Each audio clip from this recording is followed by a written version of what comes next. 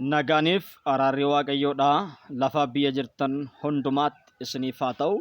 Qulqulloota saba Waaqayyoodhaa kan taatan hundumti keessan akkam jirtu? Galannii fi ulfinni Yesuus Kiristoosiidhaaf haa ta'u. Gooftaan keenya Yesuus Kiristoos maqaan isaa kan ulfaate haa ta'u. Kaleessa inni nu gargaare har'as inni nu wajjiniin jiru. Yesuus maqaan isaa haa ulfaatu. Sagalee Waaqayyoo irraa lafa tokko walii wajjiniin in ilaalla. Yesuusidhaaf galanni guddaan haa ta'u. Garaan keessan rafaamin mata duree jedhuuni sagalee Waaqayyoo walii wajjiniin in ilaalla. Yesuus bartoota isaatiin kana jechuun amantoota warra isatti amananiin warra Kiristoos Yesuus duukaa bu'aniini maal jedheeni garaan keessan rafaamin jedheen. Yesuus Kiristoosidhaaf galanni guddaan haa ta'u. Garaan keessan maaliin ta'ini hirraafaminii jedhe galanni ulfinni Yesuus Kiristoosiidhaaf haa ta'u. Sagalee kana dhaggeeffachaa kan jirtan maqaa Yesuus Kiristoosiin sinittan dubbadha. Warri Yesuus Kiristoositti amantanii jirtan garaan keessan hirraafamin. Yesuus Kiristoosiidhaaf galanni guddaan haa ta'u. Egaa kutaa macaafa qulqulluu keessatti gooftaan keenya Yesuus Kiristoos garaan keessan hirraafamin jedhee dubbate. Wangeela Yohaannis, Wangeela arfaffaa, Wangeelota sadanitti aanee isa arfaffaa birraa'ee waa'ee gooftummaa Yesuus Kiristoos irratti jiraataa ta'uu Yesuus Kiristoos irratti xiyyeeffatee fayyinaaf wangeela barraa'edha jechuudha. Wangeela Yohaannis keessatti argama ergaan kun jechuudha. Galanni ulfinni Yesuus Kiristoosiidhaaf haa ta'u. Yesuus inni guddaadha. Wangeela Yohaannis boqonnaa 14 keessatti argama. Wangeela Yohaannis boqonnaa 14 kana keessatti Yesuus Kiristoos akkas jedhe garaan keessan rafaamin. Haaleluyyaa. Ammas irra deebi'eessiniin jedha onlaayinii garaagaraatiin sagalee kana kan hirmaachaa jirtan garaan keessan rafaamin. Yesuusidhaaf galanni guddaan haa ta'u. Sagalicha nan dubbisa. Yesuus itti fufee bartoota isaatiin garaan keessan hin rafaamin. Waaqayyotti amanaa. Anattis amanaa. Galanni ulfinni Yesuus Kiristoosiidhaaf haa ta'u. Yesuus inni guddaadha. Namoonni tokko yommuu dubbatanii amantoota garaa isaanii raasuudhaaf yommuu dubbatanii Yesuus anatti amanaa hin jenne. Yesuus maal hin jenne? Anatti amanaa hin jenne. Lafti Yesuus anatti amanaa jedhee hin jiru. Macaafa qulqulluu keessan keessa hin jiru jedhaniiti holola sobaa tokko hololan. Warra macaafa hin dubbisne, warra macaafa wajjin firooma hin qabne salphumatti karaarra kaachisu. Warra macaafa qulqulluu hin beekne salphumatti karaarraa gatuu barbaadu. Warra macaafa qulqulluu beekan wajjin garuu falmii isaanii hin godhani. Warra macaafa hin beekne amanaa haaraa reefuu gooftaa Yesuus itti amane waa'ee macaafa qulqulluudhaa kan hin beekne salphaadhumatti karaatti hambisuudhaaf Yesuus lafa inni itti natti amanaa jedhee hin jiru jedhan. Yesuus Kiristoos garuu akkas jedhe hin raafaminaati natti amanaa. Garaan keessan hin raafaminaa. Bakka garaan keessan hin raafaminii anatti immoo maal godhaa? Amanaa. Yesuusidhaaf galanni guddaan haa ta'u. Hin raafaminaa natti amanaa. Raafama tokko malee natti amanaa. Shakkii tokko malee natti amanaa. Yesuusidhaaf galanni guddaan haa ta'u. Ameen ameen. Yesuus inni guddaadha. Karaa kee tokkotti natti amanaa. Shakkii tokko malee anatti amanaa. Yesuusidhaaf galanni guddaan haa ta'u. Shakkii tokko malee natti amanaa jedhe Yesuus. Hin shakkinaati natti amanaa. Shakkii tokko malee anatti amanaa jedhe Yesuus. Yesuusidhaaf galanni guddaan haa ta'u. Hin shakkinaa. Garaan keessan hin shakkini. Garaan keessan hin raafaminiiti anatti amanaa. Yesuusidhaaf galanni guddaan haa ta'u. Ameen ameen. Anatti amanaa. Yesuus jedhe Yesuustu jedhe anatti amanaa. Yesuusidhaaf galanni guddaan haa ta'u. Yesuus itti fufee bartoota isaatiin warra isatti amananiin warra isa duukaa bu'aniin maakaatoo laavaa daanaa maaraa laavaa jeenaa moodiyaabos. Yesuusidhaaf galanni guddaan haa ta'u. Garaan keessan hin raafamin Waaqayyotti amanaa anattis amanaa.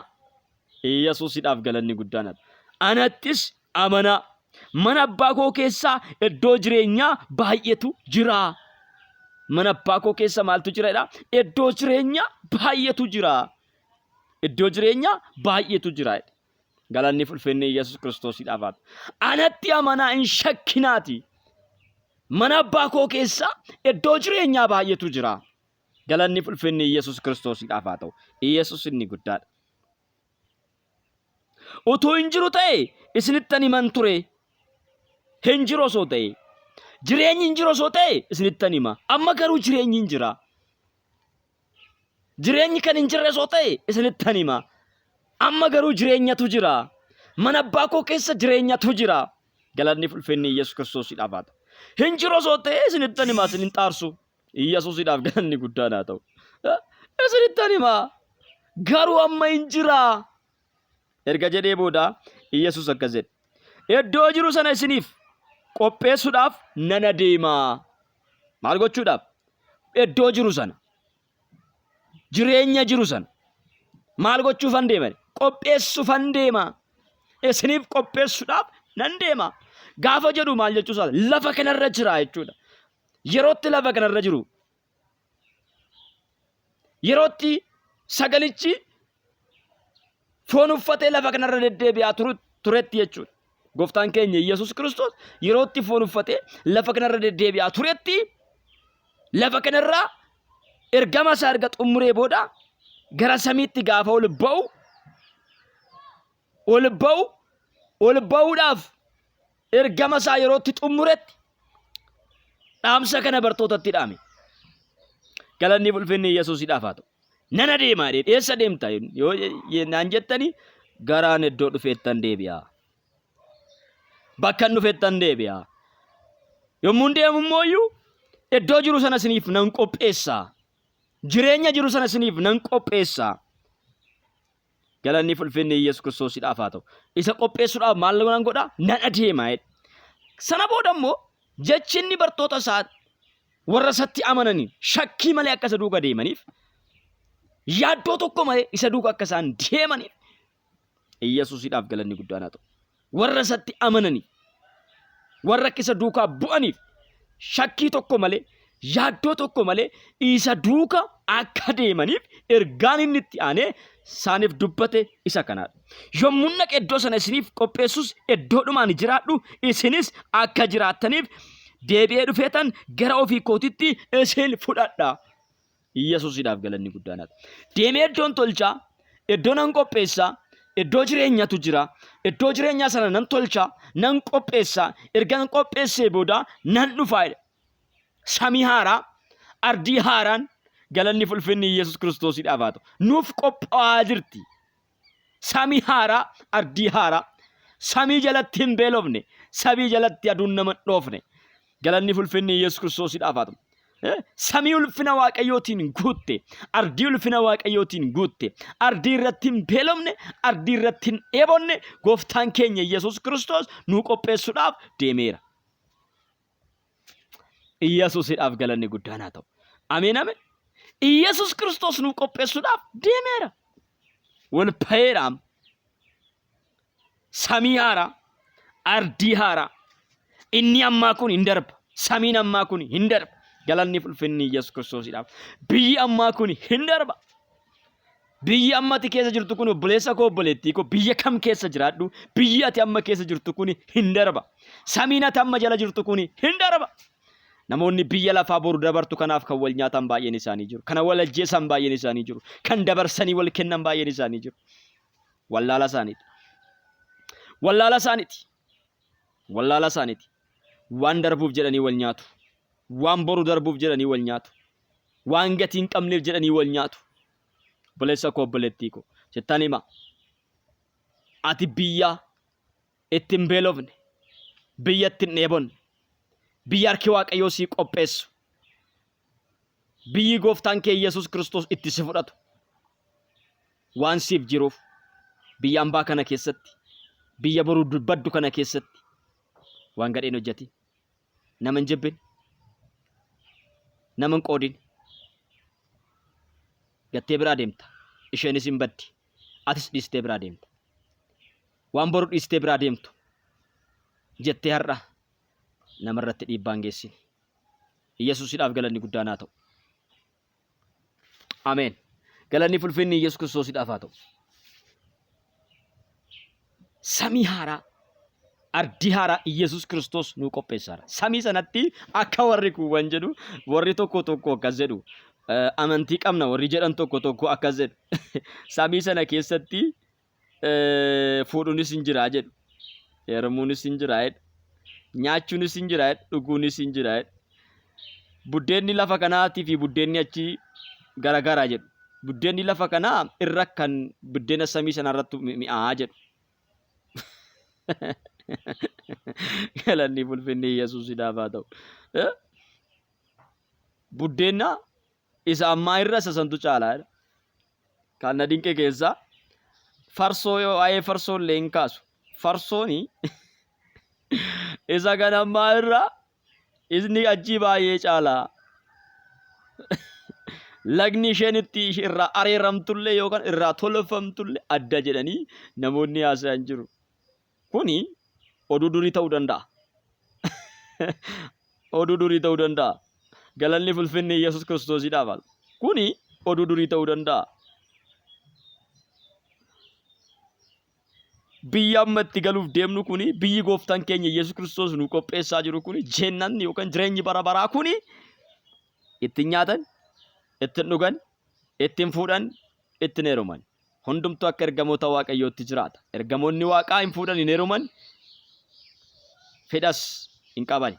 Galanni ulfinni Yesuus Kiristoosiidhaaf haa ta'u. Kana jechuun fedha foonii hin qaban. Fedha hafuuraa malee. Yesuusiidhaaf galanni guddaan haa ta'u. Haleluuyaa. Iddoodhumaan jiraadhu isinis akka jiraattanii deebi'ee dhufeetanii isin fudhadha Yesuus. Deebi'ee dhufa Yesuus. Nu fudhata Yesuus. Nuti warra biyya qabnudha. Ameen. Amantoota isinitti himaa dhagaa isin biyya qabdu. Warra biyya qabdanidha isin. Biyya qabdu. Biyya Waaqayyo bichaan keessatti mo'e. Biyya Waaqayyo bichaan qofti Waaqayyo qofti mootii keessatti ta'e. Mootummaa isaas eenyumtuu irraa fudhachuu kan hin dandeenye. Biyya aangoodhaaf jedhanii keessatti waliin dhabne biyya qabna. Galanni ulfinni Yesuus Kiristoosiidhaaf haa ta'u. Biyya haaraa, samii haaraatu nuuf qophaa'ee jira. Kanaaf gooftaan keenya Yesuus Kiristoos biyya sanatti nu fudhachuudhaaf deebi'ee dhufa. Waa'ee barumsa bara dhumaa keessatti wanta baay'ee isinii kaasee kanaan dura baranneerra. Ammas gara fuulduraatti bal'inaan barumsa bara dhumaa qabadhee dhiyaachuudhaaf nan yaala. Galanni ulfinni Yesuus Kiristoosiidhaaf haa ta'u. Yesuus inni guddaadha.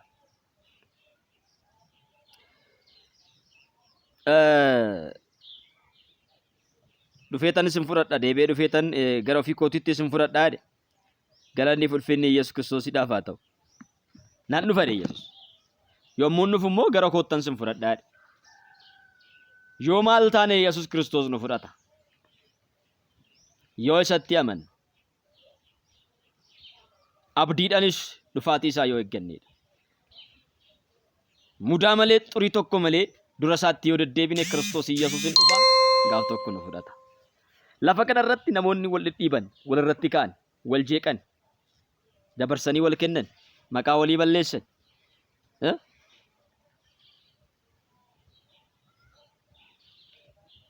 Inafu. Warri of eeggatan, jireenya isaanii eeggatan, namaaf of eeggatan, ofii isaaniitiifis of eeggatan garuu Yesuus Kiristoos gaafa deebi'ee dhufuun fudhatamu gara isaa dhaqu. Yesuusiidhaaf galanni guddaan haa ta'u. Ambara koo keessatti waan tokko nan hawwa. Hagan lafa kanarra jiraadhutti. Hagan lafa kanarra jiraadhutti. Gooftattis namattis osoo hin bu'in darbuun barbaada. Maaliif jireenya koo isa boruu sana dhabuun barbaadu? Isheen kan ammaatun hin dabarti. Barri ishee koo inni kan lafarraa kun dhumachaa jirti. Galanni ulfinni Yesuusiidhaaf haa ta'u. Yesuus inni guddaadha. Sana booda bara jireenyaa lakkoofsa hin qabne jalqabaaf dhuma hin qabne jiraachuuf aggaamaan jira. Kiristoos Yesuus isheenaa qopheesse sanatti galuudhaaf karoorsaan jira. Yeroo hundumaa aggaammiin koo garasi, hawwiin koos achi. Kanaaf ishee kanasii kanaaf wanti na dhiphisu hin jiru. Gateen biraa deema waan ta'eef. Dhisnee biraa deema. Galanni ulfinni Yesuus Kiristoosiidhaaf haa ta'u. Yesus inni guddaadha. Biyya gannee biraa deemuuf jennee baay'een dhiphanna. Yesuusidhaaf galanni guddaan haa ta'u. Akkasumara waan itti dhiphannu hin qabnu. Akkasumara waan itti raatofnus hin qabnu. Haga lafa kanarra jirru immoo lafa kanarra amma jiraannutti immoo saba lafa kanarra jiru tajaajiluun, gorsuun, barsiisuun, gara mootummaa Waaqayyootti yaamuun, gara biyya ishee bara baraa sanatti yaamuun anaaf isinirra jira. Obboleessa koo obboleettii ko. Yesus Kiristoos natti amanaa. Ana bira jireenyatu jira nuun jedheera. Kanaaf Yesus Kiristoositti amanuu qabna. Ani Yesuusitti yoon amane, ati Yesuusitti yoo amante, Yesus bira jireenyatu jira. Inni jireenya nuuf qopheesseera. Jireenya bara baraa nuuf qopheesseera. Jireenya bara baraa sanatti galuudhaaf isatti amanuun nurra jira. Isatti yoo amanne jireenya bara baraa sanatti gala. Gooftaadhaaf galanni guddaan haa ta'u. Gooftaan sinaa eebbisu. Anatti amanaa jedhe Yesus. Garaan keessan maal hin ta'ini? Hin raafamini. Garaan keessan hin raafamini. Wanni jedheef Yesus iddoon jireenyaa bal'aatu jira. Osoo hin jiru ta'ee raafamuun hin jira jechuudha. Eessan dhaqaa? Maalan ta'a? Ergan du'ee booda malli koo maali? Furmaanni koo maali? Dhumni koo maali? Maaloo du'a sodaachuu maaloo ta'uun warra eessa tirraay warra boru eessa dhaqan akka eessa dhaqan hin beekne har'a hin sodaatu. Namoonni du'a sodaatan baay'inaan namoonni du'a sodaatanii namoota akkamiiti? Boru eessa dhaqnaa? Iddoon xumurri koo eessaa? Dhumni koo maali jedhanii warra hin beeknedha. Namoota tokkoon gaafa gaafatte jireenya bara baraatti galtaa jettee gaafa gaafatte sana waaqni beeke malee ani hin beeku wanta ani beeku hin qabu. Hin beekani waan ta'eef ni raafamu ni gaddu ni shakku dhugaadhaan beekani. Nuti garuu nuuf ifeera ameen. Kiristoos Yesus nuuf ibseera. Jireenya bara baraas arganneerra. Shakkiitti hin qabne. Yesus iddoo nu qopheessuudhaaf deemi nus achitti galla. Nu shakkiirraa hin qabnu. Yesuusidhaaf galanni guddaan haa ta'u. Obboleessa koo shakkiirraa hin qabaatiin, obboleettii koo shakkiirraa hin qabaatiin ati biyya qabda. Kiristoos Yesus qopheessuudhaaf deemeera. Itti galuuf jirta. Biyya keetti galuudhaaf jirta. Biyyi keessi eegaa jirti. Kiristoos abbaan keessi eegaa jira. Yesuusidhaaf galanni guddaan haa ta'u. Ameen.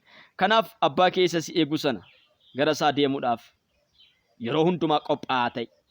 Yeroottis yeroo malee qophaa'oo ta'aati argama. Qophaa'aa argama, dammaqaati argama, raftanii guyyaa sun akka isin irra hin dabarre hirribaa hafuuraa keessaa ka'a. Gooftaan sinaa gargaaru. Gooftaan sinaa eebbisu. Eebbifamaa obboleessa keessan gammachuu urgeedha. YouTube kan koo share subscribe gochuu hin dagatinaa. Maqaan YouTube kan kootii duraan gammachuu urgee sanyii channel jedha. Inni jalqabaa jechuudha hin cufame. Inni ammaa immoo jalqaba irratti yommuu banamu gammachuu urgee sanyii channel jedha. Inni ammaa isuma sana maqaa isaa nan geeddaree isa fannifamee Kiristoosin lallabnaa jedha. Galanni ulfinni Yesus Kiristoosidhaaf haa ta'u. Inni ammaa isa fannifamee Kiristoosin lallabnaa jedha. Kanaaf YouTube koo share subscribe gochuu hin dagatinaa. Barumsoonni YouTube koo irratti daddarban barumsa gaa'ilaa, barumsa bara dhumaa, barumsa deemsa kiristaanummaa, barumsa duukaa bu'ummaa akkasumas tajaajiloota lallaba garagaraatu irratti daddarbaa jechuudha. Ergaa baay'ee Waaqayyo achi keessatti nuuf kaa'aa jira. Waaqayyo ergaa achi keessa nuuf kaa'u sana dhaggeeffachuun namoota biraaf share gochuun ga'ee kiyyaa fi ga'ee keessanidha. Yesuusidhaaf galanni guddaan haa ta'u. Baay'een keenya YouTubeewwan waa'ee jireenyaa of keessaa hin qabne kan akka diraamaa, kan akka koomedii, kan akka fiilmii garagaraa share, subscribe, comment gochaa oolla.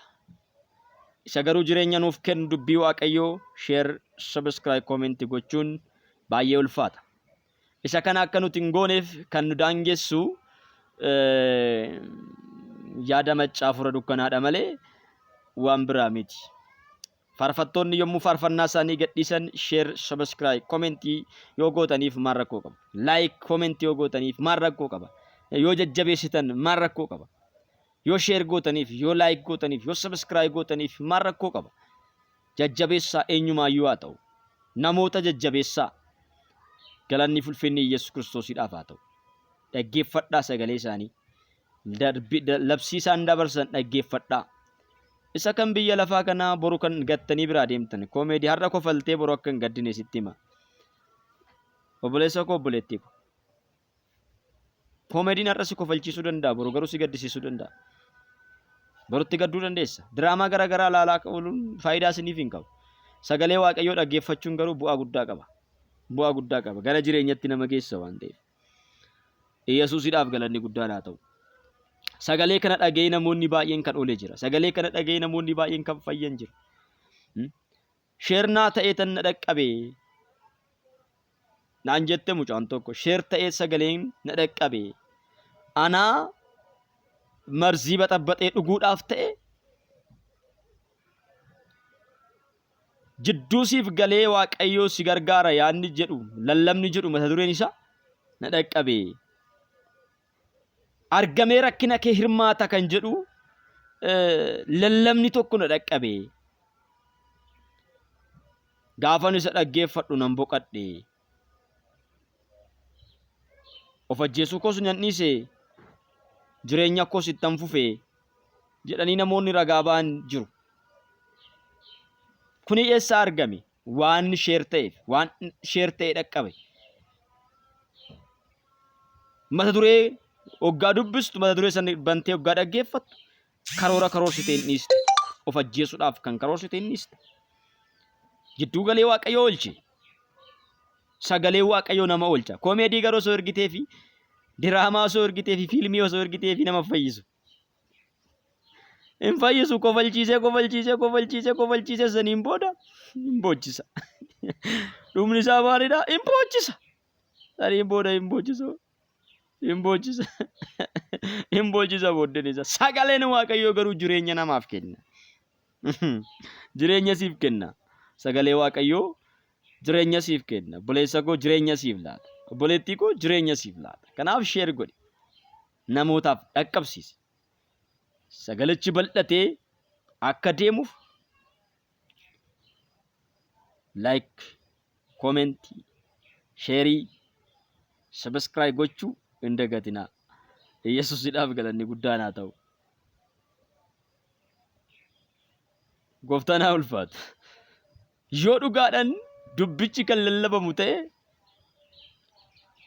ana amma YouTubein isa kan jalqabaan irratti cufeera. Sababni inni cufeef of eeggannoo lama naaf kenneera. Waa'ee koronaa irratti ilaalchatti qabdu gadi aanadha. Ol kaastee waa'ee koronaa sirriitti lallabuu qabda. Koronaa guddaa gochuu qabda. Koronaan dhiibbaa namarraan gahaa jira. Salphisaa jirtaati garuu. Salphaatti ilaalaa jirta. Maaksifaa godhadhee toon dhiyaanne waan ta'eef. Yeroo koronaa san keessa baay'ee tajaajileen jira. Koronaa irrattis ilaalchanii qabu. Yaada mo'ataa koronaa irratti jedhee barumsa babal'aa kennan ture karaa YouTube, karaa Facebook. Kan sin ajaa'ibu keessa Facebook koos hin cufanii. YouTube koos hin cufan. Lamaan isaayyuu hin cufan. Baay'een itti gammade. Dubbiin Waaqayyoo hagana dhiibbaa geessisuun isaa baay'ee natti tole.